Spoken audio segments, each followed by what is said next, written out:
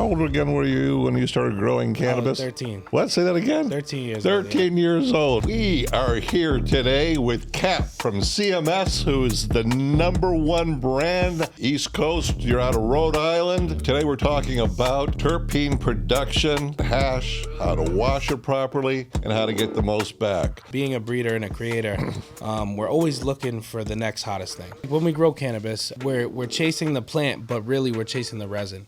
The resin is what runs cannabis. THC is obviously important when it comes to commercial cannabis, but people are paying attention to terpenes. We run some of the hottest cuts in the country, and one thing we stand on is just quality matters more than anything. And we're always transparent, always, because when you grow a good product, you don't ever have to hide anything. We did a flower drop, and we had like 200 and change people like at the door before the doors open. 200 people. Oh yeah. The only reason I go so hard to get those people in line is because I know once they try what I have, they will love it. One seed can change your life if you find the right pheno. There's a science behind our success. I mean, I've seen a lot online and I've looked at a lot, but we have very, very special results. And mainly I would say it's because we are here today with Cap from CMS, who is the #1 brand East Coast. You're out of Rhode Island. That's right. And today we're talking about terpene production, and we're going to be talking about hash, how to wash it properly, and how to get the most back. And you brought this beautiful book in here today, so I'm going to just go through it page by page. Yeah, if you don't mind. All right. Absolutely. All right. So I want to get to the trichomes first. And I know that the people here can't see what I'm looking at, so we're going to put it all up on the screen so we can start from one place to the next. Boy, that is a gorgeous bud. That is Captain's Catch. That is one gorgeous bud. You've got the COAs here and everything, so we'll show those as well. But where is these damn terpenes? I think we're right. Where are we at here? Right there. So, like when we grow cannabis, we're chasing the plant, but really we're chasing the resin. The resin is what runs cannabis. What happens in these heads here is very special, and it's so small that I feel like what's really going on goes unnoticed a lot of the time. Well, let's just say, first of all, folks are going to be looking at when it comes to these terpenes, these trichome heads, that there's a lot going on here, and these are magnified pictures, and accompanied by Zoom, who you ever got a great relationship with. Zoom, tell us about that? Zoom Gardens, he's like my brother. He's out of Massachusetts, and he has a real passion for looking at everything microscopically, and he got into this by photographing like insects.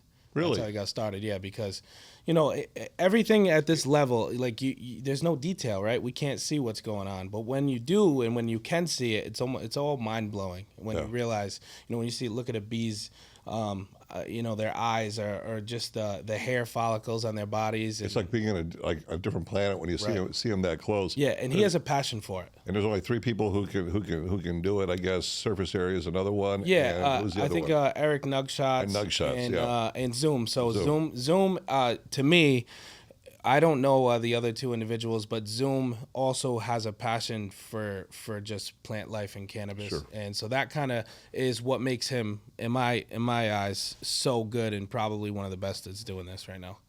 Exactly, and the reason why these are important, because there's a lot going on in the trichome heads that growers aren't aware of. Right. And so I see you got all kinds of names here and everything. So you want to go through like this one picture you got. It's got a red, beautiful kind of purple stalk to it, and you've named off all the things. So what's going on here? So what are the parts of the trichome heads? Yeah. So this right here is the stalk, and this stalk comes up, and that's what stands up on the bud. So when we dry our flower, this tends to shrivel up along with the head. It kind of shrinks a little bit and dries out. These pictures, by the way, how are these pictures taken? They're like live, right? Yeah. So we take a cutting off the plant preferably like week 7 through 8 or around then. And it gets placed, the stem gets placed in water, just like, just like flowers in a vase. And so the plants will keep drinking, and the trichome heads won't start to shrink or dry out. That keeps the plant alive. Okay. So then Zoom, with his magic ways and his camera, is able to get up close and personal on a single trichome head. And this represents thousands and thousands of pictures. Now, I know we're doing a lot of talking, but pretty soon we're going to get to the science of why this is all important and how you can benefit from that. All right. Yeah. So the way that the image stacking works, I'm not even completely familiar with, because he holds a lot of info to himself. But it's thousands of images stacked, and especially the multiple trichome shots that he puts together. We had the cover of High Times last year. Oh, May. Congratulations! Yeah, thank you. Zoom Garden shot that, and it's an unbelievable photo. And with the way that he can capture a single trichome head and stack the rest together, that's how he gets those clumps put together. But isn't can we talk about his Nat Geo thing, or are we just going to hold back on that? No, we could talk about it. He hasn't pursued anything yet, but he did get contact from National Geographic on what he's doing here, and this is I think it's a testament to show how curious people are. Because there's a lot to learn when it comes to cannabis. Well, because what we're looking at is the essence of the medicine. It's everything. Right. So this is where cannabinoids and terpenes are produced. Absolutely. This stalk, you can get rid of it. The only thing that we chase when we're growing cannabis is this head right here. Okay. So the actual head itself is what we collect when we wash, like you brought up earlier. So when our solventless extraction, and any extraction in general, we're after the trichome heads. Especially, that's where we get our flavor from, our terpenes. That's where everything's pushed out. Different plants produce different terpenes, but there's also ways to kind of boost and enhance what you're doing in your trichome head. Yes, there is. Yeah. There's a science behind these trichome heads. There's a science behind our success. I mean, there's a lot. I've seen a lot online, and I've looked at a lot, but we have very, very special results. And mainly, I would say it's because there's not a lot of people doing this macro photography. But from what I'm catching and what I've seen, we know that there's something very special happening in our glands and heads, and it's all right here. So what I'm looking at, well, can you name? I can't read this backwards. Yeah. So what's going on here? So right here you have the secretory cavity, and these are these little slits. You have the secretory cells, which are all in here. Stipe cells, the basal cells, and the stalk. So these bubbles here are. Yeah, what are those bubbles? So these bubbles here are terpene secretion on the face. Those are the actual terps. Yeah. Okay, so now, as scientists, as curious growers, we can actually see terpene production in the glandular heads of trichomes. Absolutely. All right. Over here, this. Oh, well, look at this. There's a lot going on here. It looks like a bunch of, like, bubbles kind of put together. Yeah, so Zoom shot this one, and he said that it was one of the most impressive tricheads he's ever seen. The rainbow and oil slick is like all these bubbles. This is extreme terpene production into the head. So when you see this, and this is what, 30 times magnification? 20x, yeah. 20x, okay. And you can see all this. Yeah. Okay.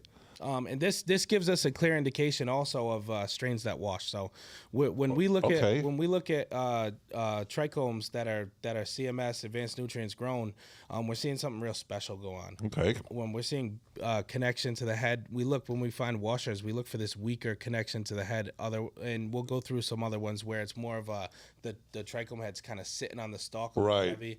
Kind of saggy. Right. Yeah. And we like a resin head that just snaps off. That's right. Our resin heads stand loud and proud. Right. That's right. That's right. Yeah. Absolutely. While we're looking at this, Zoom has been shooting for a while, and when he came to CMS, he was really intrigued by what we grew. We only had 34 lights at the time, and we were growing in Pro Mix, obviously running advanced LEDs, and when he came in, I mean, Zoom's used to go. I mean, you go into some facilities, and not everyone grows the best cannabis. So, but he was super impressed, and when he looked at everything, what we were doing under this magnification, he discovered some other things. Right. Yeah.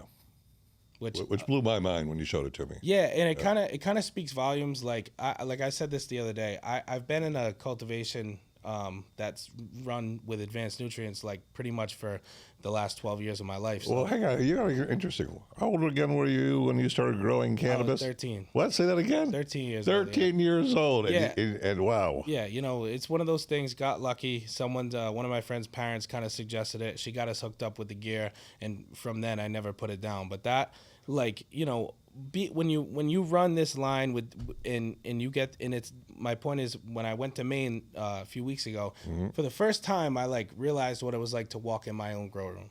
When I get hit with the smell, when I get hit with the wow factor, the plants are screaming at you that they're just healthy, vibrant, and alive. And for that person in Maine ran advanced nutrients, and so that ties in with this. We're seeing more terpene production. I could smell the terpene production in the room. I walk into grow rooms all the time that aren't, ran with advanced, and most of the time, you don't smell. You get like a general weed smell, but I'm not getting the fruit aroma from Porto Leche when I walk in the room. I'm not getting the super boof. Like, that's all brought out extremely, extremely well in these advanced nutrients rooms, and I think that's across the board. What is super boof? Super boof is a strain, but like where's the origin? Yeah, so it's a strain right now from Blockheads, and it's like a super orangey cross. It tests well and it washes really well. So it's like orange creamsicle. Really? Yeah, it's hot right now. Make sure you give me some of that super boof sometime, all right? Of course. And we have Trash Panda coming out in Rhode Island tomorrow. Okay. That's super boof crossed with milk and cookies. And the super boof is like anything with super boof in it is like you hit it. Especially like a dab, and then like 4 minutes later, you're like, "Wow, I still taste that." It's like one of those mouth coaters. Yeah, I partook of some of your the blueberry breath. Yeah, and wow, yeah, it was super smooth and very tasty, and hit the spot. Yeah, slept like a baby last night. Right. So Good. Thanks. Well, I'm glad we can help out with that. Also, being a breeder and a creator, we're always looking for the next hottest thing. Okay. So we held a lot of our genetics exclusively. That's helped us out in a market that's very competitive, and that's how we continue to win.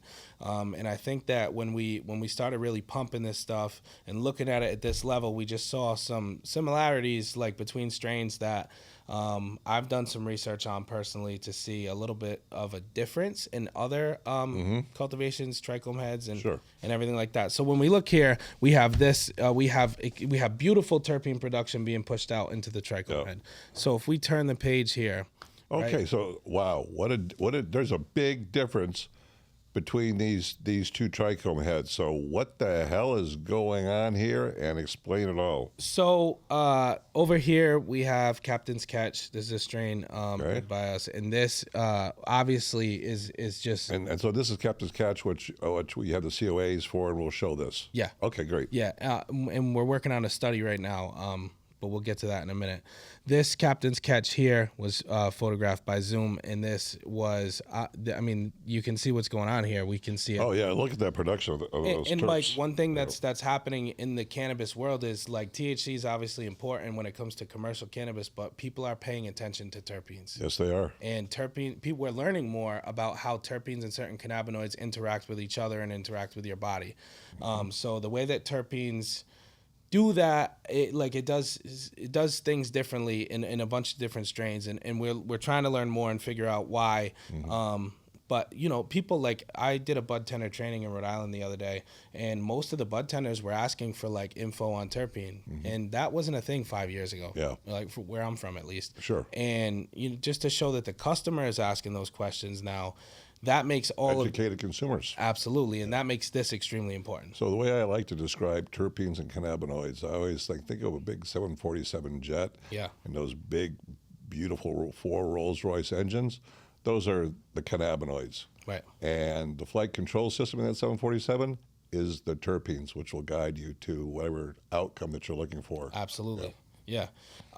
So we have a trichome head here not grown with advanced. So okay. So let's not singleize a brand or company, but let's take They're Jack's. pretty much this substantial difference you see no matter what the brand is. Right. Okay. Yeah. So we're seeing it. I have a bunch of grower friends. Some of them don't run advanced, and those are the people who I'm tapping in and dialing in with right now, just to show how much better they could be, right? Because we know that people struggle with quality issues. We know that that's a problem, and I from what I've learned in LA the last couple of days is that there is issues. Oh, this is your first time in LA? It's my first time. From Rhode Island. Right. Welcome to the jungle. Yeah, I love it. I love it. You had a lot of fun last night. I had fun last night. I already love what I'm learning here.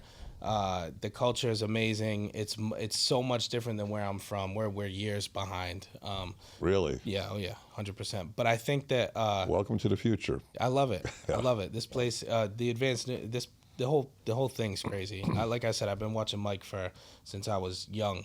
I was 20 years old when I started growing with advanced, or 19, and it's been a crazy journey. I had grower friends that started with me, and people love growing weed, but it was just it was a lot of work. It was a lot of work, and you have to be able to see ahead and not be in the moment, especially when you lose crops and do all that. And I always stayed very dedicated. But it's crazy to be here on the podcast with you, and we've glad to have you here. Yeah, no, really appreciate it. But so here, let's get back to this. We have terpene production in one head, and we have visibly almost none here. So well, hang on for a second. So there's two heads here. They're both round. They're both plump. Yet you look at the advanced nutrients one, and you can literally see the terpene production. They look like just oil slicks throughout the entire head. Yeah, bubbles, oil bubbles, slicks, or bubbles, or whatever. And then you come over here, and you look at this head of the glandular trichome, and there's totally different look. Yeah. So explain that. Well, so like I said, this is something that we see on just eye to eye level, and then on a macro level. Right. When we go into cultivation that's ran with advanced, we get hit at the door with the smell. Yeah. And that's what you're seeing here. And it translates to bag appeal and smell and the whole bit. And 100%. Flavor when you smoke it. Absolutely. When we see this at a macro level, we can guarantee that, right? Because we can see that it's happening. So every time you see this, you know you have a winner. Absolutely. Yeah. We know the plant. When you see this, so what's the difference in wash? Yeah. You want to talk about that? Yeah. So I have a buddy who has like a pretty popular cut. It's called Dante's Inferno. Oh, sure. And it's the same cut that I have. He's from a different part of the country, but okay. He got like a 2% wash return on it. Okay. Is that good? That's not great. It's not good at all, really. If anything's lower than typically 2.5%, it has to be super special genetic to keep it at a 2.5% washer. In Dante's Inferno, the flower is a very special plant. Okay. So, but when it translates, when the wash percentage is low at 2.5%, it depends where you are, but generally speaking, like you don't make money at that rate. It's usually it's kind of like a break even over like your operating 2.5 costs and all that. 2.5%. You're just breaking even. Yeah, 2.5% is like equivalent to like whatever your bulk pound per light would be. So we like the objective is to make money, right? We don't and washing is a whole different process. Like when we harvest a plant, we chop it up. And this is solventless extraction. Solventless extraction. Okay. In my eyes, it's really the only way. And by the way, we'll get back to this in a second. How do you do that? Like, how do you do it? Yeah. So what we do at CMS, we have an amazing hash washer. His Instagram is CMS.OBIE. You guys should follow him because he's frontline extraction. All right. And what we do is we have our plants that we harvest, and within the last from day 54ish to 64, we're watching trichomes. So we're watching the progression, the aging, and we're making sure that we pull the plant in the right time frame. We've had plants that we pull early, and then the rosin's not great, or the return is. We got to have a great window to harvest. So we take the plant, we harvest it. It gets a very, very, very light, like fan leaf. We take the fan leaves off, and then we we buck all the buds off, and then they get put in the freezer right away. It's a quick process. We don't want the. Is it like a flash freezer? They freeze It is. overnight? Yeah. How does that happen? It's a flash freezer, and we want it frozen for at least 3 days before we wash. 3 days? Yeah. Okay.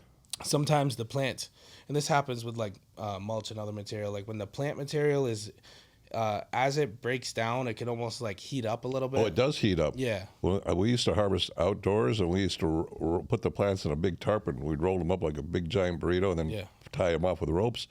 By the time we got home to where we had to go to the barn or whatever, they would actually, you could feel them.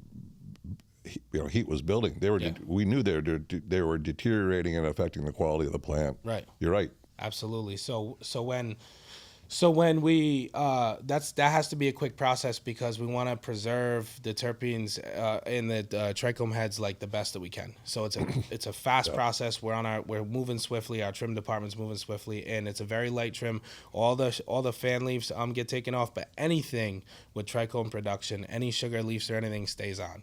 And we freeze it. Obi likes it frozen for at least 3 days to make sure it's good all the way through. And then from there, so it's solid like a rock. Yeah. Okay. Oh, yeah. Frozen solid. From there, we have a hashtag. It's a big. A hash tank. Hashtag. A hashtag. Okay. Yeah, hashtag. It's a big. It's like a big bath tub. Okay. Right. It's a big stainless steel tub, and from there, it has a paddle on it. So we used to hand wash with like a boat paddle. Yeah, sure. And when we built the new facility, we bought a hashtag. So Obi can dial in exactly what he wants. Good. He can dial in exactly what he wants, the speed he wants his paddle to move. He controls how much ice is in the bath. So what happens is he fills it with ice and water, and then we dump. How much ice? How much water? It really depends on how much you're washing. Okay. So he has certain levels that he prefers. So if we're washing 10,000 grams, there may be however many gallons. But if there's 15,000 grams of material, it might be more or less. But he has a certain ratio that he really likes. Ice to water. Yeah. Eddie, is this kind of an IP thing, or can you share with the audience some things that they can get some pointers on? Yeah. You don't want too much water and you don't want too much ice. Really? Yeah. If you had to just guess, what percentage would you say is ideal ice Well, to water? actually, one thing that we're working on now is we're getting rid of even using ice. So we're just. How are you gonna do that then? So what we do is we put the ice in the water, and then we spin it. It gets real cold. Obviously, when you move ice and water together, the water gets colder. So from that point, we're able to get rid of the ice and just use just the water. Okay. So it's cool, and they say that technically it kind of preserves the heads a little bit more because they're not. Oh, getting water smashed. does. Well, they're not getting smashed into the ice cubes. Okay. So, but yeah, Obi's he's always progressing. We're always learning. But so the hashtag has a small computer, and he can set how long he wants the wash done, the speed of the paddle. He can move water up and down, and then it goes into a set of micron bags. Yes. So different pulls are for different levels of hash. Like the first net, it kind of just takes most of the plant material. Do you recall what the mesh gauge is for that? Yeah, I think we're 70 to 147 or 157, something like that. Right. But we do pull 90U, which is like the cream of the crop trichome heads. Okay. It's mostly all the top glands. That's okay. That's the premium hash. Premium hash, the best that there is. At 90 microns. Yep. Okay. And that's usually priced a little bit more. Okay. Because how much more do you get? Like $5, $10? So Rhode Island, we were at $25 wholesale to the dispensaries, but we have such a high demand right now, and we have new products rolling out that we went up to $30, but the 90U goes out at $35 wholesale. There's different processes after. So when the hash is ran through the screens, it's scooped up and then it's put onto trays and put in our freeze dryers. Freeze dryer. Freeze dryer. That's how you get rid of the water? Yeah. Okay. Yeah. How long does it take to freeze dry? About 24 hours. 24 hours. Some strains take a little bit longer. How do you know when it's the right consistency, the right ooey gooey? So when that's done, it's more like sand. Oh. Yeah. I can remember bubble the hash. Okay, yeah. So at that point is bubble hash. And from there, usually with the hash on the bottom of the tray, if there's no ice, then it's good. From there, OB sifts it. with a sifter. He just kind of shakes it, sifts it out, and then that can get put in the freezer until we want to press it, or it can go right to the press. And when it goes to the press, we take he takes however many grams and he puts it in another micron bag, and from there it gets pressed with a hydraulic press at a certain temperature. And I won't share that because he's like that's proprietary. But and then we get our rosin. Okay. From there, Which press do you prefer to use? oh, we use the low temp. Low temp. I think we use the V2. So Okay. that it's smaller. Like the actual plates are smaller, but we're able. Obi feels like he's able to really I control. always like watching the goo run down. Yeah. That's so cool. Yeah, it is. It's dope, and it's every a lot of strains are a little bit different hue of yellow or gold, and it's always interesting. Does to one see. sell better than the other? Do you find in the marketplace like people prefer a certain color over another? Yeah, Yeah. it's been a thing lately. So what is that thing? What? Like we've put out some like, and this is all strain related, right? How long you let it go. Like if it goes later, sometimes it's a more intense or darker yellow. Okay. Usually if you pull hash earlier, it's whiter. If you see really white hash, usually it's pulled a little bit earlier. Okay. But from there, it's really all personal preference. We have people who want the whiter stuff, but I feel like that stuff pulled earlier is not as good. Doesn't hit you the same way. Yeah, it's not developing properly, and then some people just want, like, it all depends. So when you're looking at the trichome heads, how do you know when you want to harvest that plant to make hash? So the same way that you kind of check them out when it comes to harvesting for flower. Okay.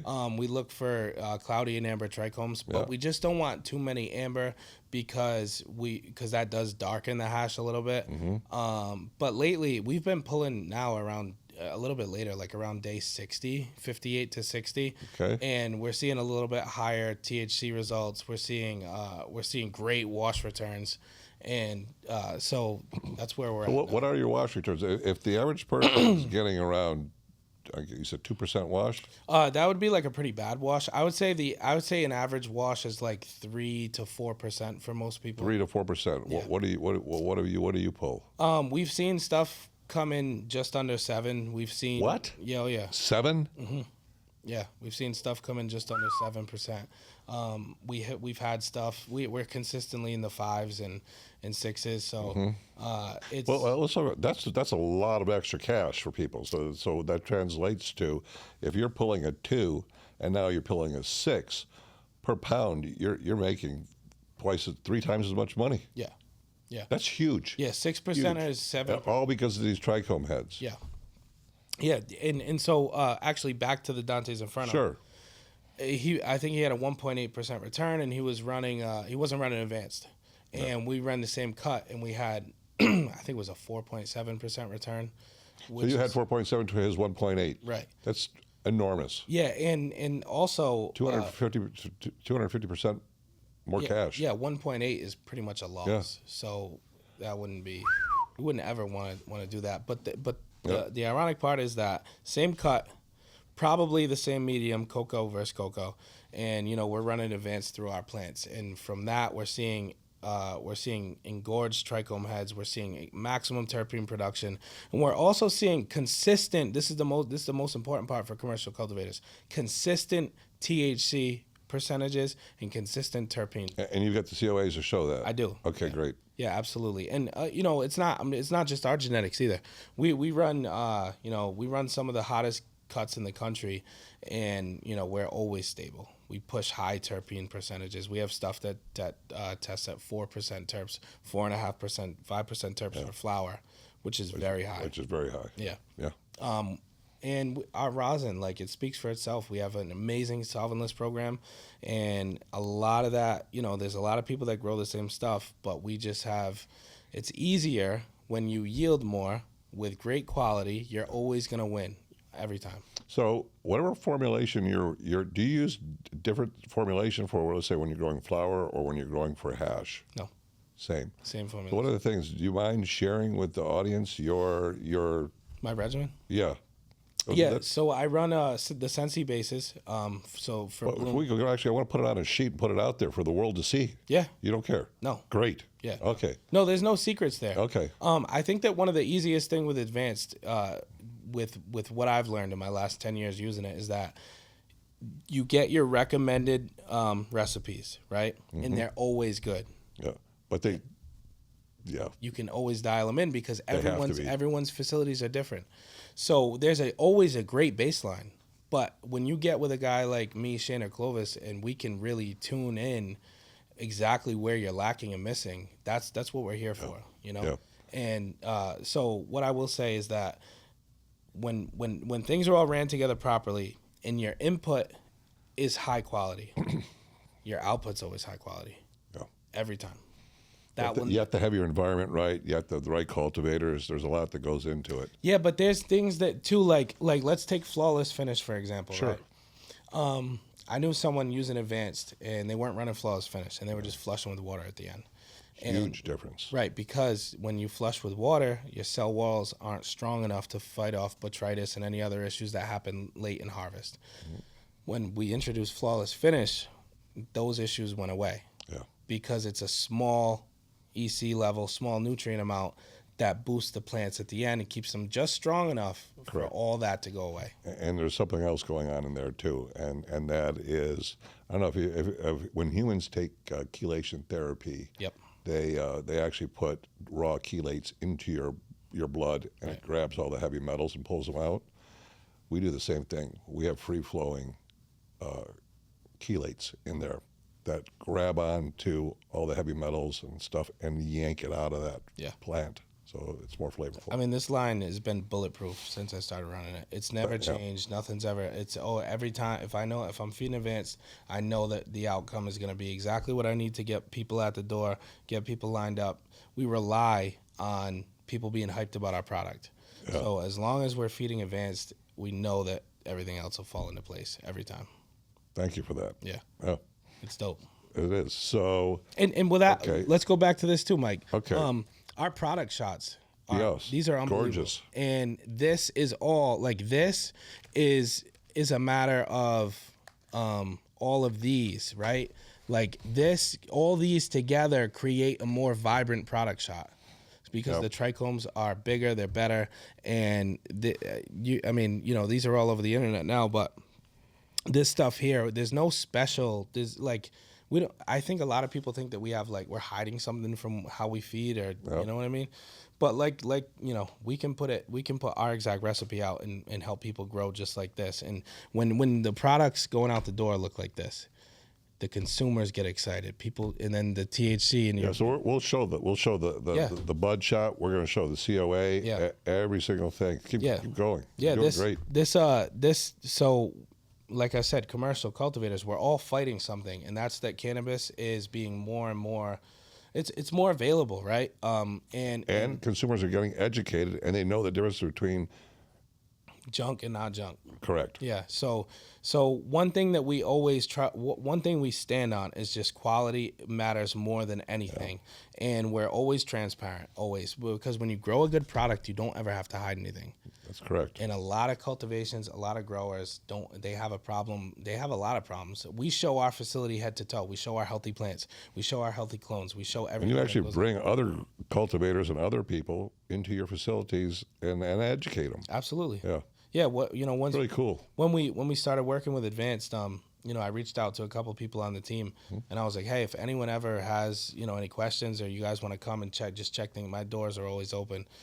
We love to teach, and also we love to learn, so the doors are always open. It's a two-way street. Yeah, absolutely. I think that's really important.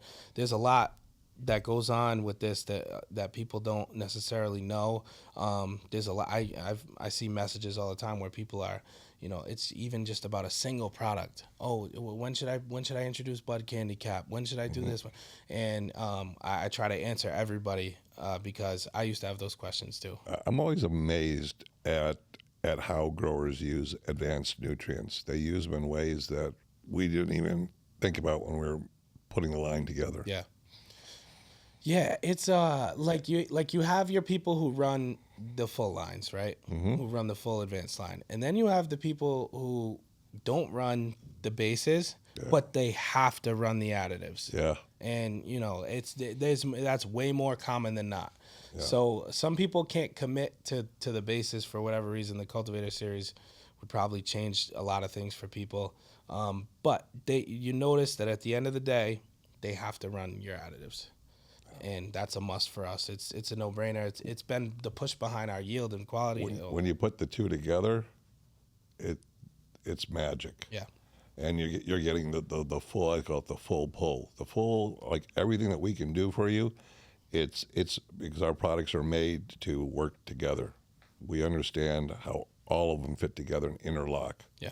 Including the bases. Yeah, and I mean, you guys, Advanced has been, you've done some of the most scientific research ever. Yeah, still do. Yeah, and you guys are always progressing. So I just think that if more people were educated about how successful this line can be for a commercial facility, like it would change a lot of the way they do things, because there's so many answers here. A lot of people, like, you see it all the time. I see stuff getting posted, massive facilities, and you see discoloration, and you see you can tell, you can see stuff, and it's still posted because that's all they have to work with. Yeah. But there's so like Rhino Skin is one of my favorite additives that you guys have, Bud Factor X.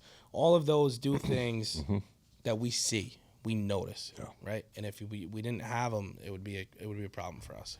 So what is your per gallon cost or your per run cost, per gallon cost? Because a lot of people are under the impression that Advanced is the best. However, it's super expensive. Yeah. And it's not as compared to everybody else out there. No, I think the Cultivator series is probably the cheapest that you can run. Offers the most value. Absolutely. Dollar for dollar. Yeah, the Cultivator. Even if you mix your own, it does, because there's tech in there that we don't talk about. Yeah, the Cultivator series is the best deal that you can get on nutrients because of the value that you get out of it. Yeah. So to be able to, I think it's in the cents, right? The Cultivator series. It is. Is in the cents per gallon. Yep. That, I mean, it's so easy now too. It's a 3-part, right? It is a 3-part. And it's just so easy to mix. If you have batch tanks, it's clean, it runs well. It's one of the best. Doesn't clog the drip emitters. No, we don't deal with it. If you do your filter maintenance correctly. Right. Yeah, we were just talking about that, filter maintenance. Yeah. You do got to change those filters. Yes, That's you do. one thing that you have to do. Doesn't matter who you're using. You got to clean your tables. You got to do all that. That's all a part of it. Yeah. Yeah. So when did you first notice the difference? Because you tried other people's stuff. Everybody does. Every grower, I encourage every grower to go out there and try everyone's stuff, but then look at the COAs and then look at and track what you get in return.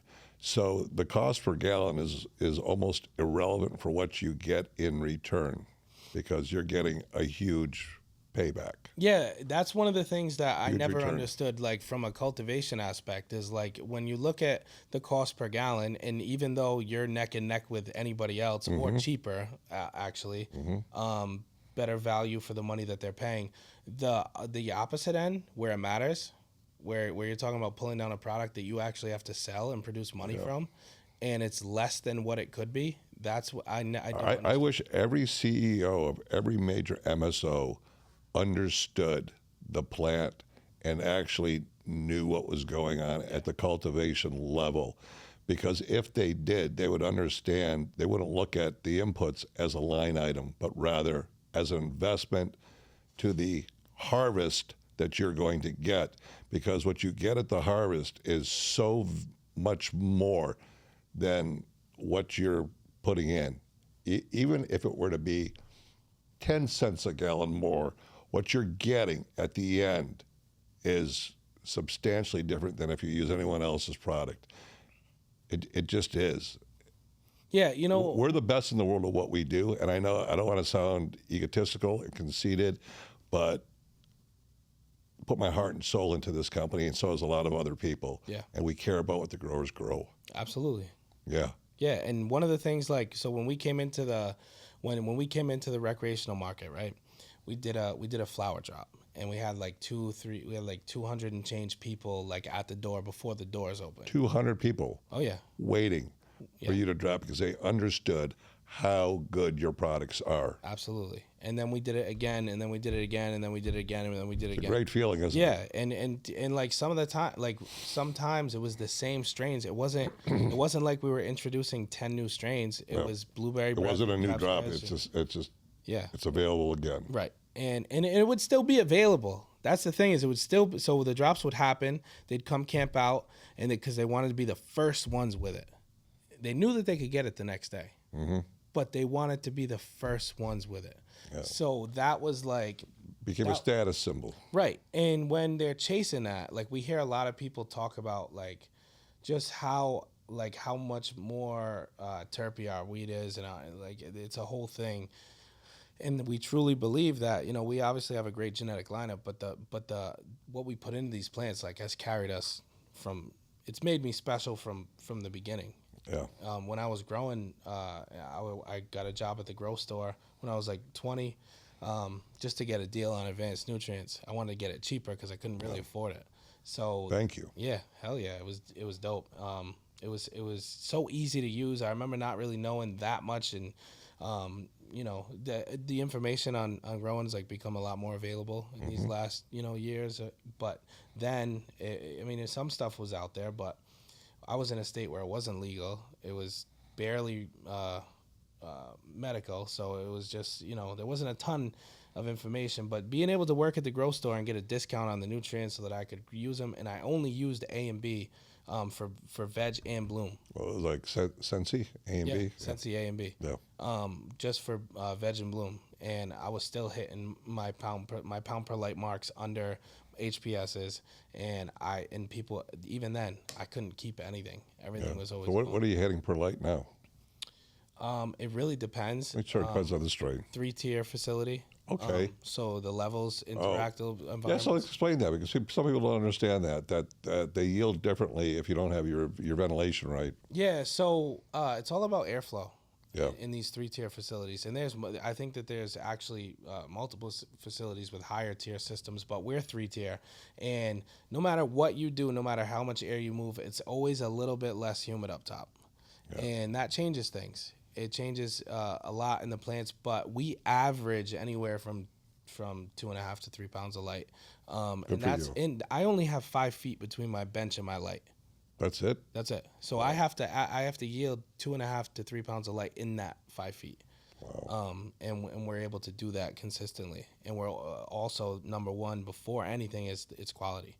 So you do LEDs, HPSs. LEDs, yeah. LEDs. Yeah, TSR LEDs. They're a local company, and they hook us up. So we appreciate them, and I think that.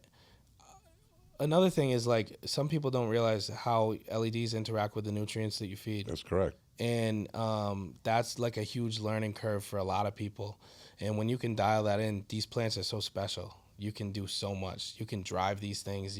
It's like the crop steering is unbelievable. But it was interesting when I was done with HPS to learn that the actual LEDs had an effect on what you're feeding your plants. Yeah. Yeah.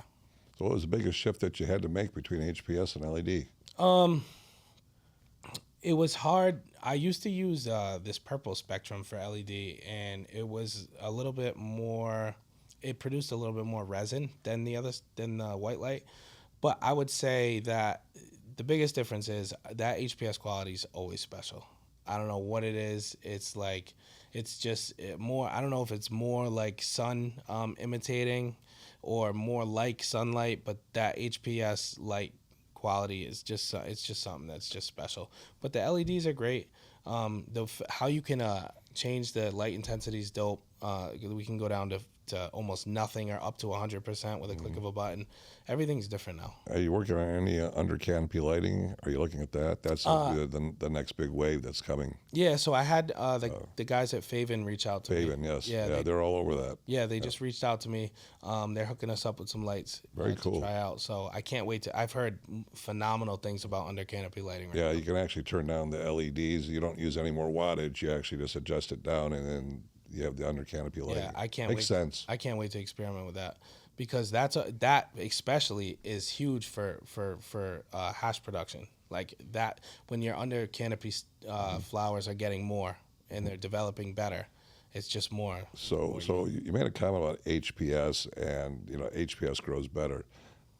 My belief is the reason it does is because the breeding programs, we were all breeding for plants that grew under HPS and not LED.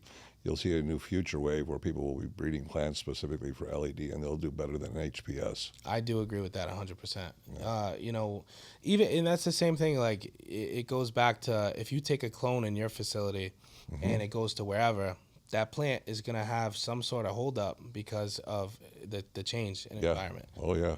And that it can harm. It can do all sorts of things. So the genetics in that aspect are always very interesting. But I agree 100% with the fact that when all this stuff was bred under HPS, it had that built into its DNA, and then they don't perform the same under the LEDs. Yeah. I think 1,000,000%. And I think that also goes for. There's the fact that you can change your lighting, like just the different spectrums of LEDs. That's another thing. Yeah, you can manipulate the spectrums now. Yeah. That's a whole nother ball game. Yeah, it's very interesting to think about. You're going to see lights being tuned to a certain spectrum, to a certain match, to a certain genetics, to a certain feeding fertigation protocol. All three will be synced up. Yeah, and environment. We're actually working with Arroyo right now. Tell us about that. How's that going? Yeah, so we just started Great using... company, by the way. Arroyo. Great company. We just started using some of their basic equipment. But we have a more advanced system coming in. And being able to monitor everything, EC levels all day, all the time, is like extremely important. It gives you godlike control over your garden. Right, and as a grower, Mike, that when you can't see those plants, if you're home, that's what you're thinking about. You can't stop thinking about, are they being fed? Is anything too dry? Is my HVAC on? Like, there's just so many tools available now that can kind of give the grower some peace. Yeah, with an app, you can see it now. Right. Yeah, I have everything right here. I was just looking at the grow. How's it doing? It's doing good, yeah. You're way over here in LA, and you can take a peek at what's going on in Rhode Island. I Pretty think cool. That we have a strain drop tomorrow, which always gets hectic. People are, they get Is it a new strain drop, or what is it? Yeah, so we have... Tell us about your strains, because you do breeding too. Yeah, we do. Yeah. So Blueberry Breath is one of our top dogs. It's a very interesting terp. It's very smooth. It has like an amazing high. It's very strong. And it's also a 30% THC tester, and it's a high terpene tester. And the labs in Rhode Island are very strict, I hear. Extremely strict. Oh. Yeah, that's one of the things that that's tough to deal with. Like, I think in Massachusetts, there's a difference in the water activity, which makes it able for THC test results to be a bit higher.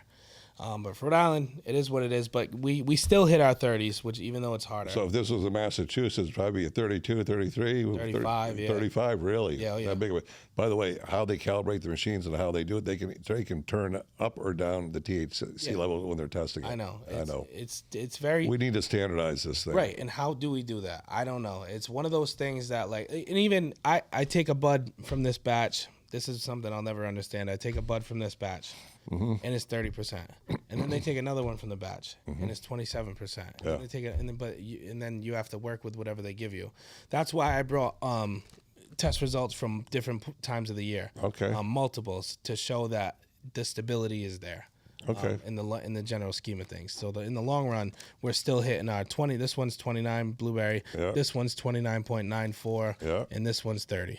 And these are months apart. This excellent numbers, but the terps aren't on here, or they are on here. Yeah, this one's February, the next one's May, and then this one's September. Okay. So just to see that, the consistency is extremely important. It is. So what's this picture here? There's multiple trichome heads happening here. You can see they're immature. How'd you get that photo? Yeah. So Zoom again took this one.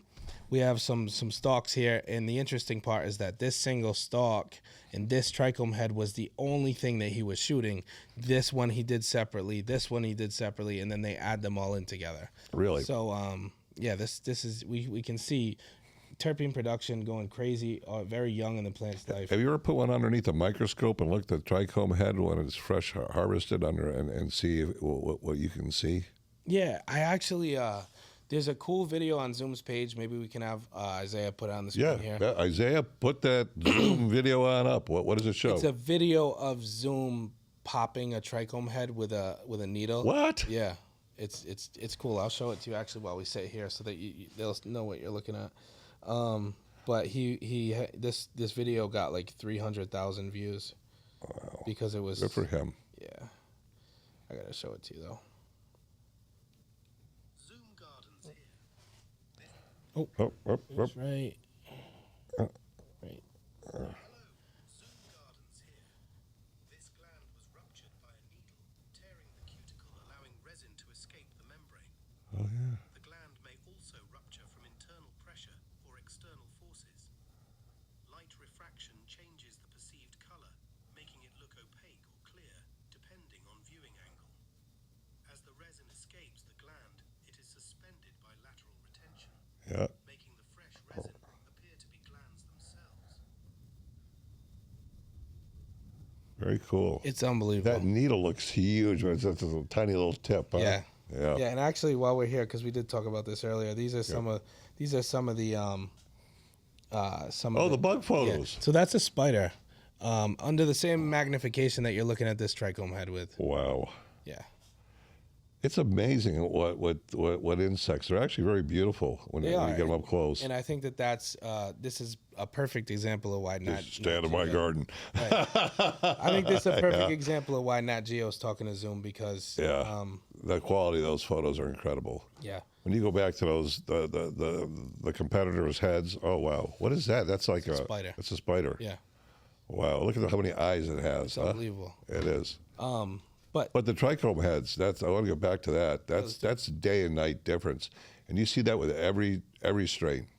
Yeah, it's And not every strain, but every fertilizer program other than Advanced Nutrients produces heads like that. Yeah, That's accurate. Yeah, I've been looking at so I've been just kind of on my own, like going to these macro guys' pages and looking at what they're shooting. Yeah. And what they're shooting, I'm going to whoever cultivated it, looking at their page and looking at what they run for nutrients. And I can see, I mean, there's been multiple times where I'm not seeing, I mean, I'd say like 80%, 90% of the time, I'm not seeing terpene production like this. Yeah. And we're doing a study right now with you where I have a couple cultivator friends who are running the same genetics and running a different nutrient line. And we're going to show it side by side. And COAs. And COAs, yeah. COAs from the same state.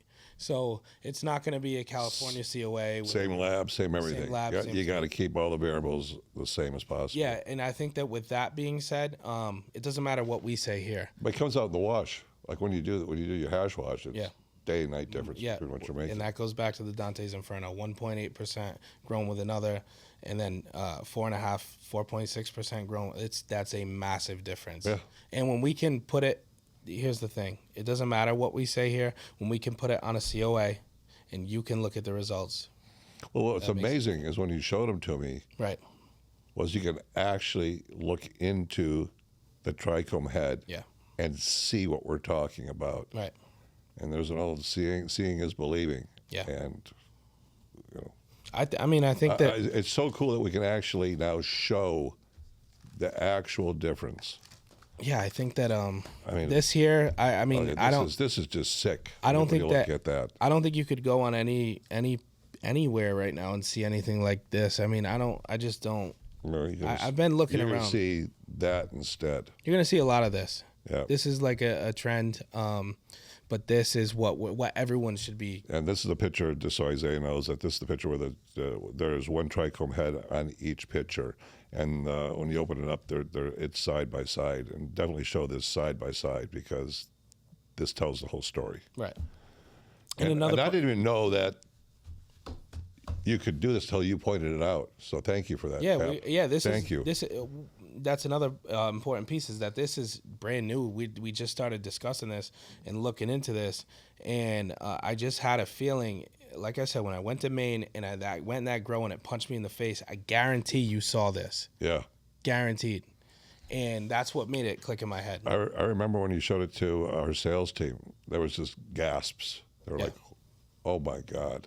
Right, because why would you not? Why, I've been doing this for 25 years, and this is the first time I've seen this. And I'm so glad that you brought it to our attention because Yeah, I mean, an analogy for difference. this is like healthy, beefy cow kind of might not feed the family, you know? yeah. That's kind of By like... the way, that's a good analogy. Feed the family, because this one feeds the family, and the other one you're just going to be hanging on by Yeah, I think that... your nails. I think that the issue that people struggle with, like in cannabis, is paying the bills. I don't like take making money out of this situation. People are struggling to pay their bills, Oh yeah, they are. and that's not just here. And you know what makes it crazy, because we have the answers for them. Right. And sometimes the answer isn't just the nutrients. It's the folks working in the facilities. It's the SOPs. It's the environment they're running. But the cool thing is, when you bring in one of our facility advisors, we'll tell you, boom, boom, boom, boom, boom, boom, boom. Yeah, these guys are so good, and we're able to spot issues and problems. We've all been doing it for a long time. And we don't judge. Never. We're never going to say, oh, I can't believe you did this or did that. It's like, no, here, how can we help you? Yeah. How can we get you to where you are here and get you to here? Take the stress away. You don't have to worry about paying your bills. You don't have to worry about whether, you're going to lose your girlfriend or whatever. It's just, life turns in a lot easier. You got time you take vacations. There's just so many things that you can do, take trips with your family that you couldn't afford to do. It's a game changer. Yeah. And I just wish more and more people would just give Advanced Nutrients an opportunity to prove our worth, and by any side-by-side. When a side-by-side is done legit, we've never lost. That's 100%. Ever. I've obviously tried other lines. And I'm glad you have. I think that's just standard. I think everyone should. Listen, I tried everything that was out there. Yeah. And by the way, I bought every single one of our competitors' products, and we take them apart. I remember it was a wall. You open up the cabinets, and there's everybody's stuff lined up. Just so many companies and stuff. So we know what's going on and who's doing what. Yeah, it's very interesting to see like one of your genetics grown with this versus advanced. I've always been like, no matter what it is, I've always been a little disappointed, if not very disappointed by that outcome. Yeah.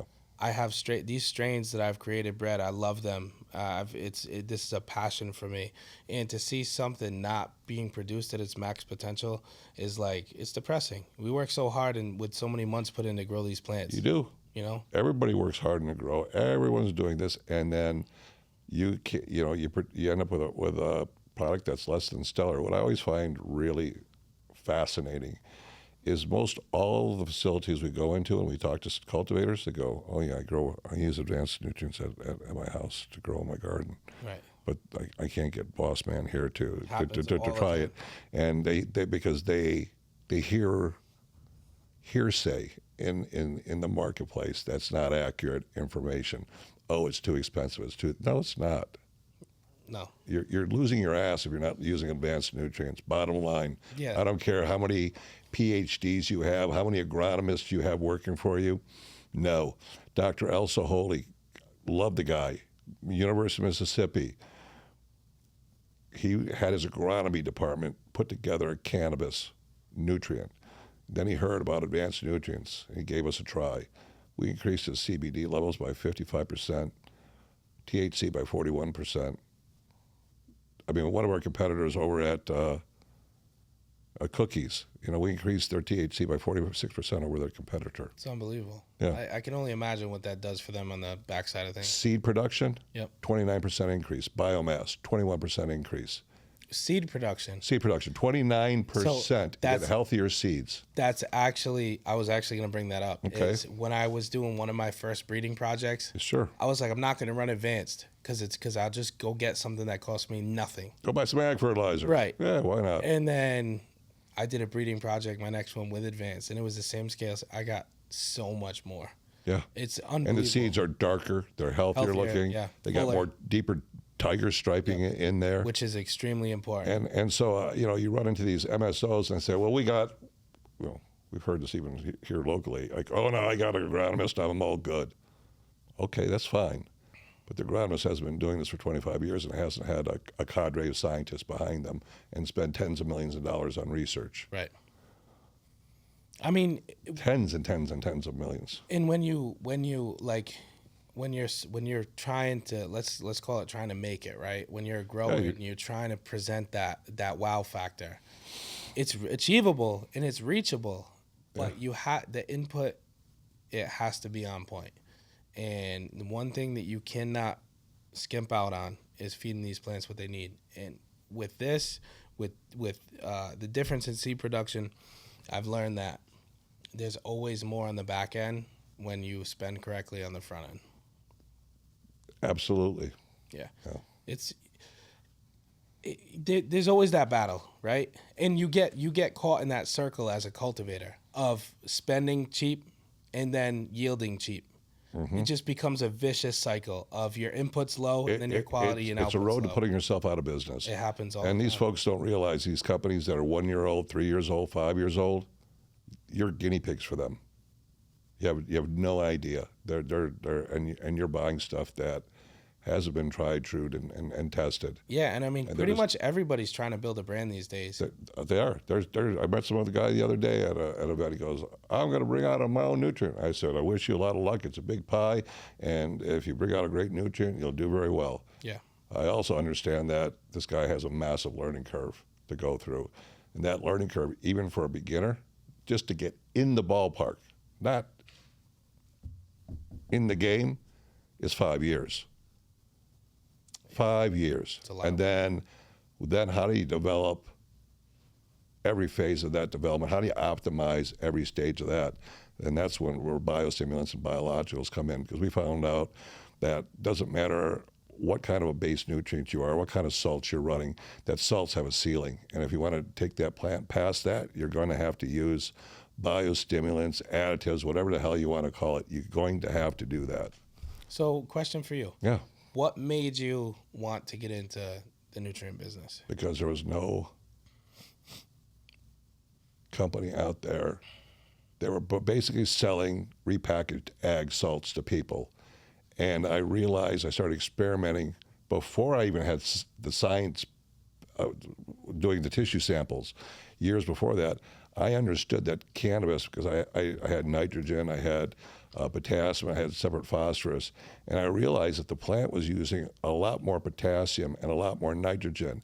And I said, these guys aren't understanding that there's no one who's actually studying cannabis out there, and there's a need for transparency and honesty in this space, and someone who's got big enough balls to say that this is for cannabis during the dark ages, and let the people know that this is for you, and that's was how we got started. That's crazy. Because you were so far ahead mentally. Yeah, and we're like where we are right now. Right now, we're going to be bringing out our 8th generation. Yep. In 2025, first quarter. That's the target. We're already working on our 9th generation. In fact, with the 8th generation, the powdered base nutrients are actually 9th generation on our 8th generation. Well, we're just going to call it 8th generation, but it's actually 9th generation. Cultivator series is our 8th generation, but then there's something that we can do even more, and that will be on the next generation that comes out first quarter of 2025. I just have a very strong passion for the plant. Now, And more importantly, we want the growers to be successful. I was a grower. I was a black market grower for years. I started when I was 23 years old. Yep. And it wasn't 16 years later, I started Advanced Nutrients. So I had a wealth of knowledge already behind me and already been experimenting. And I knew that the stuff out there wasn't as good as it could be. Right. And how can we optimize it? How can we make it better for everybody? yeah, I feel like You're interviewing me now, but that's okay. yeah. Keep going. Yeah, I'm very curious about that because as an entrepreneur, Sure. right, especially in this day and age, it's very difficult to gain traction for business structure. Like to be able to actually become a successful business today is extremely difficult and keep up and maintain. You have to be a cultivator. Yep. You have to be a businessman, and you have to be able to navigate government regulations. Yeah. Our industry is more regulated than the vitamin industry. And not only that, they put up a lot of roadblocks right now in our industry against us for whatever reason. Let's talk about you can't market on social media. You can't do anything. You're completely Blocked. yeah. Yeah. Yeah. I mean, we build these accounts, right, with all these followers, and then one day it's just gone. Yeah. It's gone, and that's what happened to me. I had almost 100,000 followers on Snapchat like 4 years ago, and then one day I woke up and it was gone, and everything. That was it. And then from there, it's like a full restart. And they got everything, all kinds of other crazy shit going on Snapchat and all these other places, and they're like, cannabis has got this. People have a hard-on still for cannabis. I think it comes from lack of education. It comes from their belief system they were brainwashed during the dark ages. It's man, The younger generation, they embrace it. We don't get as much pushback from the younger generation, the millennials and the Z gens that are of age now. You don't get that, but it's the older folks. it's tough. Like I, my age, we saw, medical happen in my state. We saw recreational hit. And so like for me, like growing cannabis, like it's been a part of life. I've saw, dispensaries writing checks to this cultivation or business for, years, and you still can't post about it online. It doesn't matter which avenue you take, but Facebook and Instagram are very difficult platforms to be able to survive on. Hopefully they'll come around. And now that the economy is going to is getting tougher, and it will get tougher, they're going to need revenue. I think so. And I've been through this before, 2 other recessions, when I was as advanced nutrients in the cannabis space, and every single time, people who wouldn't take our money all of a sudden are interested in taking our money. And so at the end of the day, I believe that cannabis will prevail because there's a lot of money in cannabis, and they should be joining us and not fighting us. Yeah, I think it'll happen eventually. There's a lot here. It's starting to happen now. You can start seeing as the economy gets tougher, people now are you should see the text from, okay, so here's one. Cohen Resnick, the big 4 accounting firms. We wanted to go to BDO, and BDO declined us. Oh no, you're cannabis. No, we're fertilizer for cannabis. We're not touching. Doesn't matter. We don't want it.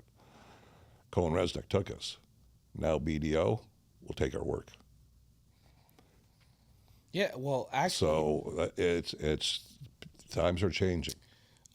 in the state I'm from, we all bank with like one credit union, and cannabis employees up until recently couldn't even get a mortgage. What? Yeah. Wow. I actually don't even own a house yet because of it. Yep. But I'm in the process right now of being able to buy a house. But even still, it's been, You're 30 years old. Yeah. Yeah. You're young and you're hitting grand slams. So congratulations Thank on you. that. Yeah. I got 4 Great kids. feeling. Like I said, it's 4 kids. Yep. What are their ages?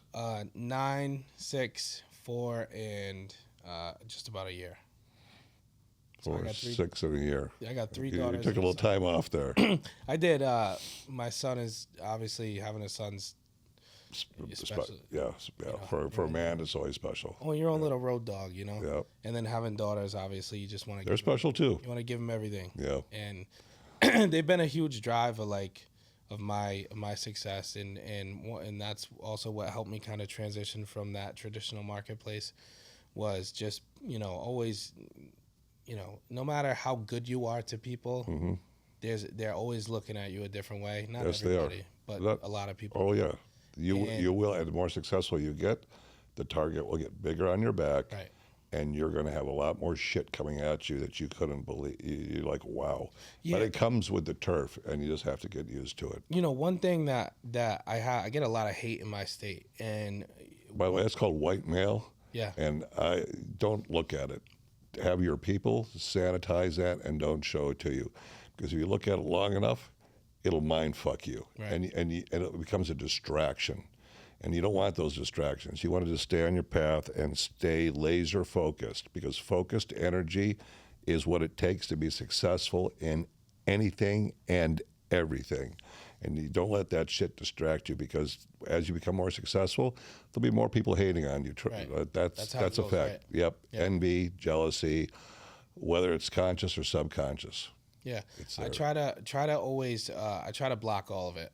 Good for But, you. you know, it's just sometimes and also I don't understand some of it, because we're bringing this stuff to light. We've put up Yep. money for I've done seed giveaways for the community, and Sure. we should actually do that, because I Let's want do to it. talk to you about it. We had a free seed day in Rhode Island, and We'll give away Big Mike's genetics. it helps. No problem. It helps people. I remember 10 years ago, I couldn't go buy a pack of seeds. I didn't know, but one seed can change your life if you find the right pheno. Yes, it can. And that happened to me. Caps Catch. It was a good cross, and I bred it, and that's what really sparked that CMS energy. Was we had our own proprietary, we call them slammers. We had our own proprietary slammer that when people smoked it, they had to have more. How many slammers you have now?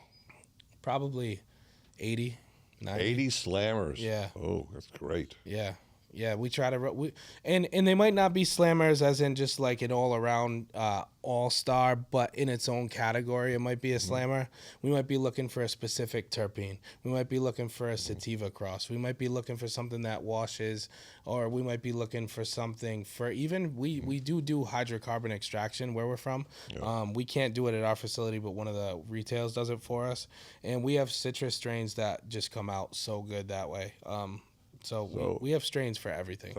So you and your wife were married before CMS became a thing. We weren't married, but we were together. Yeah. You were together. Okay. So okay. actually, I was pregnant. Sue, my girl, wife, fiance, whatever you want to call her, she was pregnant with my daughter Natalie. Okay. And this was in 2019. This is a great story. Actually, I should definitely tell you this. I was working at a car dealership. Okay. My stepfather had just passed away, and I was at the point where I wasn't sure if I should hang the cannabis stuff up. Okay. So now you've come to a fork in the road, and you're there with your wife. Because I have 2 kids. You have 2 and kids. then I have another one on the way. My guidance. Oh my God! You had 2 there and 1 in the oven. Right. Oh my God. So I'm freaking out. Yeah. My house isn't big enough. Yeah. My car's not big enough. I don't have this in the bank. I don't have this. So my mind's racing, right? Mm-hmm. And I've always been an entrepreneur, but the selling cars was the first time I actually took a actual get dressed for work, go into, you know what I mean? Mm-hmm. So I knew that I had to change something, and I've always been a very driven person no matter what I'm doing. And while I wasn't sure if I could find You're 21 years old at this time. Right. Wow. Yeah. I'm not. No, sorry. I wasn't 21 at this time. When my third daughter was on the way. Okay. This was 2019. Okay. So my son was born in 2018.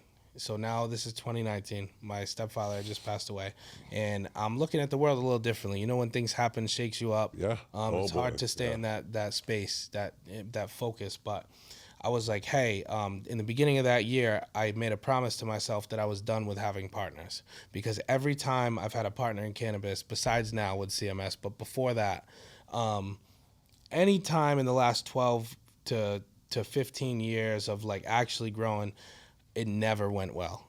Everyone's looking at who's making, who's putting up the money, and it just always, I was always the grower. I was always the guy to move stuff around, and that person's that person's valuable and whatever, and some people just didn't see that. So I made a promise to myself that I was done. I went on Craigslist and I just typed in grow space for rent, and I met a guy, a landlord, and I just said it to him.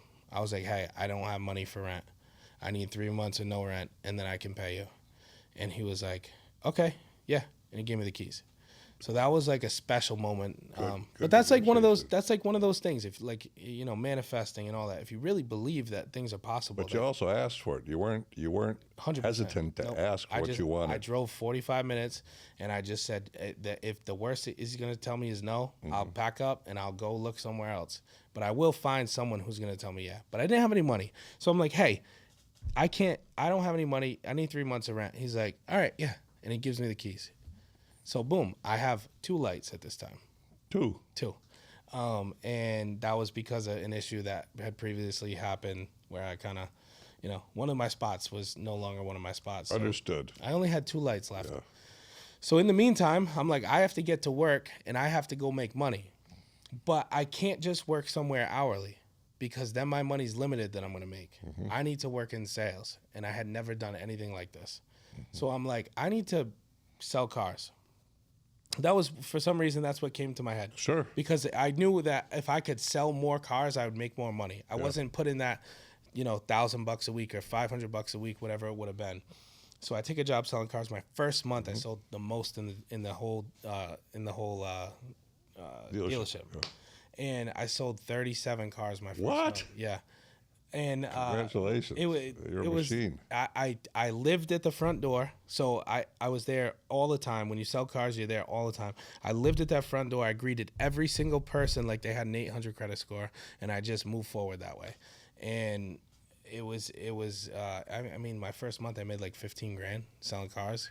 So from that, I was able to like turn that into something. Wow. So I started just putting my money away. I kept, working on licensing and all that. But selling cars is what pushed me through because I didn't have a cap on what I can make. And then I'd hit my bonuses and I'd do whatever it took to get paid. I'd do whatever it took to be able to survive, to keep those lights on, to keep my genetics alive. And then that's when I knew that I had to build a brand. And so your life now compared to when you started, so now you've got a successful grow operation. What does that mean to you, your family, your wife? Like how do they look at you? What's going on there? So it's actually funny. It's one of those things where, you hear like, if you have, I'm sure you know people and have family who are really probably don't know too much about the cannabis world, right? Correct. So for me to tell anybody that's not too familiar with this world who I am or what goes on, it really means not much to them. They couldn't even begin to understand what it means to live in this world. Yeah. So I had a moment where I built my brand new facility and I was at a family member's house, and my fiance was like, "Hey, who wants to go see Zach's grow?" And like, just no one said anything because I don't know if they thought it was like in a basement somewhere, but when some of them did start to, like, when you walk in my facility and you see a powerhouse, something that I built from the ground up, something that's custom, everyone has the same reaction. They go, "Oh my God, I had no idea," and that's what I chase. I chase that, like, I worked so hard behind closed doors for this, and I was quiet. That's why I never got in trouble with anything, was because I always minded my own business. There's a big lesson there. People don't realize the hours that you put in quietly. Yeah. And I think that a lot of people... They just think it's just like magic, foo-foo dust comes in and you're bequeathed with this. No. Yeah, because... They don't see all that. People look for highlight reels, right? Correct. That's what people look for. Especially in today's day and age. Yeah, and if you're not loud about what you're doing, it's almost like, not frowned upon, but people almost like... It's weird. It's hard for some people to believe that you did all that work behind the scenes and that's what you have now. A lot of people, there's a lot of entitlement. There's a lot of that. You know why? Because they're thinking, well, shit, he did it, and I haven't. Look what I've done. Why don't I have that? Why don't I have that? Yeah. Right? And so then they start making excuses why. External locus of control versus, well, why don't you just look at yourself? Yeah. And figure it all out. Yeah, it was one of you did. I did figure it out, and I think that one of the most another important piece is just staying loyal to the people who are good to you. Yeah, that's what I live by that. So does your wife treat you differently, like before and after? Or is she amazed what you've done and accomplished? How does that make you feel? It's every day. How does it make her feel? Well, so we're still new in this, right? Like, sure. We're still new to this. Every day is different. Like, just from me being like, this is what happened actually. A few years ago, I met your team at I think it was Canicon or it was somewhere. Yeah. And I went up to one of my partners and I was like, "Yo, those are my dream team right there. That's my dream team, and I want to work with Advanced. I need them to know who I am." And that's how it started. and I met Justin Pullen that day. Oh. And I met Justin Maxim. Great humans. Great guys, and this whole thing formed. And I mean, I've been telling her forever, I want to work with Advanced, and I want to be a big guy, and I want to be a top dog. I want people to know about my work and the weed that I grow and appreciate it. And just now, every day we talk about things that happen that are still happening. And she's like, I can't believe you're in LA with BigMike, and I'm like, yeah. I'm like, but this has been the vision, and I think that Yeah, you've earned it. yeah, and I think that my wife is extremely excited, you know, and the fact that we're getting, it's a surreal feeling when you start getting your paychecks. It is, especially when they're big ones. Right, when you start getting paychecks for the weed that you grow, that's like a special moment when you get those, and you take it to the bank, and you can put it in your account. What does your wife say when she sees 200 people lined up outside waiting for your that was it's a real moment. Yeah. Yeah. It's unbelievable. It's like craft, it's art. We always look at it that way. Yeah. And she's always believed that we have like a special way that we do things, and just to see other people appreciate that and see it too, it kind of validates everything you're looking for, you know. Good. And it's not about any of that. I really, the only reason I go so hard to get those people in line is because I know once they try what I have, they will love it, and they will never want anything other than that. So that's a huge part in why we market and advertise the way that we do. It's to get that. It's to take anyone who might go, I don't know about them, and then when I know about you. Right. I tried your product last night. Right. Yeah, love it. Yeah, no, I appreciate that. But when we can get that, and it's the same with you, right? When you know that someone's not buying your product, but you know if they do try it. Oh, it's frustrating. Right. I just want to just help people Yeah. so badly. Yeah. It's just like, come on. You don't have to put up with this nonsense. You can make your life so much easier. Yeah, and but that's what makes us business owners, and that's what makes us leaders, is always just pushing that. We don't give up. I don't give up. I know you don't give up. I don't give up. You know, No. I was talking to Shot by Green. He's here with us, and I was talking to him about like some messages I get. Like people be like, dude, like, could you call Big Mike right now? Like, do you own it? And I'm like, I just laugh about it. But it's like, I can text him and he'll reply. Right. That's right. Yeah. Right. And I think that it's like you're like a legendary figure out where I'm from. Thank you. Yeah, it's like people ask me all the time if I know you, and we actually haven't spoke too much, but I'm like, yo, he's a good guy, man. He takes care of his business, and he lives and dies by this shit. I do. So, and I think people, well, not just me, we all do here. Absolutely. It's not just me, it's a team. This team here is so incredibly friendly. I've never been so welcomed, and what you've done here and created this work environment's like, thank you. it's unbelievable. This is why your business is so great, because you have a strong team behind you, and that's what we have too back home. Yeah. We were in an Uber last night. Me and Green were just talking about the weed out here or whatever, and the Uber driver had chimed in, and he was like, yo, I'm a cultivation owner. No way. Yeah, and I was like, really? And he was like, yeah. He's like, but LA is flooded with weed. Mm-hmm. It's flooded out here. People can't sell their weed like the brands do, right? Mm-hmm. But the people trying to make it's a very saturated market. It goes all over the world from here. Right. Yeah. That's the thing. But even that, they're still stuck. They're still sitting on it. From what I heard last night, he was like, every time when Croptober comes in, there's always a glut from the outdoor guys. That too. Yeah. But he was talking about COVID, and we were just talking about it. The amount of business that generated. Oh yeah. Was something. We were able to take that money and we were able to invest in production infrastructure. That's where we put the money. So we're ready to rock and roll. We can produce a huge, huge number every year now. Another thing. So we cut our costs accordingly because we have economies of scale that we never had before. And that's incredible. Yeah. Another thing I wanted to ask you about was Europe.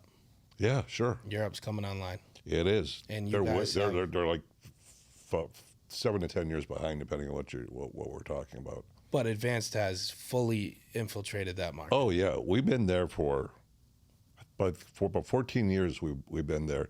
We now have a manufacturing facility in Barcelona to service the whole European theater now. And we got one being built in Sao Paulo, Brazil. And Germany especially. Oh, we've got I think 4 guys there now, and we're hiring more to do that. And we're really keying in on Germany because Germany is going to be, well, they're German, right? They're very efficient. So Right. it's going to be really interesting to see what comes out of Germany. Yeah, I sitting in some of the sales meetings I've been in recently. Yeah. Not that I wasn't aware, but that made me like much more aware of what's really going on out there. And I think that Canada, obviously Canada's Oh, yeah. huge, Way massive. overproduced. Right. But those guys are waiting for a global business to open up. And Europe. Yeah. Any other countries that are on your radar coming online? Yeah. Thailand. There's some Thailand. things going in. All right. Negotiating with Thailand right now. That's that. all I'll say. Didn't you have it? Wasn't there? I thought I saw something with. Was it Morocco? You had a. We're negotiating with Morocco as well. Yeah, I saw yeah. something. But You tried some hash I'm out there? I'm just being very quiet Yep. about everything. No but worries. there's, we're. You tried to get to smoke actively- some hash out there. Oh, I did smoke some hash out there. Was it good? Went to Reef Valley, and we went high up on a mountain. And the reason why altitude matters is the Beldia, which is their premium hash, at altitude goes for more money per kilo than at the lower altitude because the spectrum of the sun is different at a higher altitude. So we went up to a high altitude, and man, I gotta tell you, that stuff is on another level. Really? Like concentrate. At the end of the evening, they gave me a little, like one of those really long hash pipes and stuff, and I hit that thing, and wow, it was. I've never smoked opium, but it felt like I was smoking something else other than hash. But it was excellent. It's always. But they do it old fashioned. They're still beating it by hand. Like literally, it was like a thing, and they gave you these sticks, and I did it. You got to beat it, and they have the screen on there, and the Lancho trichomes fall through, and they collect it all, and out the door it goes. And It's so they grade it as interesting. well. Yeah, so it's so interesting to me how these countries, it's all like everyone does things differently, but it's all for the same purpose. Like I remember watching those videos and I was like, wow, that's because we're getting hash with ice and water. We're looking for this and out there, and you're just like blown away by how good the hash is. It's just it's unbelievable. Well, they've been doing it for 1,000 years. They said the reason why they have two types: Beldia, which is their heritage that they had for about 1,000 years, and then there's something called Romeo, and that's everybody else's stuff. And they grow that, and that goes out to a certain type of clientele, and then their hash goes out to a certain type of clientele. It's really funny because I'm talking to the guy. He goes, "I'm a transporter." I go, "Come here. I used to be a transporter." Right. Right. Yeah. And it's all the same. Now, what's very interesting because it's they have a king, and he's a pretty cool king, because he said, well, in these 3 provinces, states, I forget what they call them, that cannabis production is legal, and when you go there, there is police checkpoints, and it will stop people from going into certain areas there. Have you been to Jamaica? Oh yeah, sure. Yeah. Yeah. Go see some farms up there. The farms that I saw were during the black market days. Yep. The dark ages, as I call Still, them. got to be some incredible stuff out there. I saw some. It depends what time of year you go there, but I'll tell you, in the Caribbean, I believe that the future for growing in Caribbean, you either grow indoors. If you're not growing indoors, it's going to be autoflower, because they're basically 12 and 12, right? They're around 12 hours a day of darkness and light. Yeah. Just get an autoflower, and that's done. Or you go in a greenhouse, and you could have, lighting as well, supplemental lighting, and then yeah, I went out to Jamaica. you want to get the right DLI to get the bud that you want. I went to Jamaica, and I was just like, Where'd you go? I was in Montego Bay. Yeah. Yeah, and The grill is where they grow a lot of cannabis. yeah, we were with like some local people. Okay. And we got driven around, and it was dope to see. Yeah. Yeah, it's a beautiful place to be, but just the appreciation of cannabis is like next level. Oh, yeah. There is a an expo, cannabis expo in Trinidad, November 1st to the 3rd. Really? Well, yeah. For just for the Caribbean. So we're going to be there. Oh yeah. Yeah. That's dope. Yep. Yeah. I think that as we learn and progress, this plant is going to continue to, and it's just there's just a huge. There's always going to be something, right? But if we can use our technology and all of our tools, Sure. To be better and to gauge and to really dial in, like it's all there. All the tools are there to be successful. And I think that if everybody could, if everyone could give this line a try and give, the special genetics a try, I think a lot more people would succeed. I was talking about that again with Green on the way here. I was like, yo, man, it's, I had asked a guy a question last night, and this is the guy, okay, mind you, this is a great point. He's driving Uber, and he says he owns a cultivation. Mm-hmm. And I go, I'm like, hey, what nutrient line do you run? Mm-hmm. I go, you ever run advanced? He goes, nah, they never. Yep. I'm like, well, you're driving Uber, bro. So what does that mean? What does that tell you? Whatever you're running is not working. You're driving Uber right now, right? Good point. So that was one of those moments for me where I'm like, I don't know, man. It seems like maybe you got a little bit of work to do. Study up and just try to be better. Yeah. I agree. There's a lot of people who just use ag salts today, and they're getting ag salt results. That's what he said he ran. Yeah. Yeah. It's just like not the same. Yeah, copy, paste, right? Yep. Well, Cap. It's been great. Thank you for being on our show tonight. Thank you for enlightening us. Thank you for showing us these trichome heads. And there will be more to come out. Yeah, we're still working on this. Please keep them coming. You and Zoom work together. We'll work with them, and let's bring more of these out into the marketplace so people can see not only the COAs, but they can see actually inside of the trichome head what is actually going on. They're going to be blown away. So one thing that we want to make sure that we do, advanced CMS and Zoom, is that we want to present and we want to educate and we want to have science behind it. 100%. We're not here to show a picture in a picture. We want you to look at this and then go, okay, well, why? And then from there, we answer every one of your questions. And then how. Right. Yeah. So the project that's coming is same genetic. Okay. Advanced line. Okay. Multiple other nutrient lines. Sure. Competitors. Put them under a microscope, photograph, and then COAs to match. That's right. And then from there, we'll see. But we're confident from what we've already seen that there's a major difference here. Science reveals the truth. That's it, every time. All right. All right, Mike. Thank you. Yeah, no problem. Thank you, Cap. All right.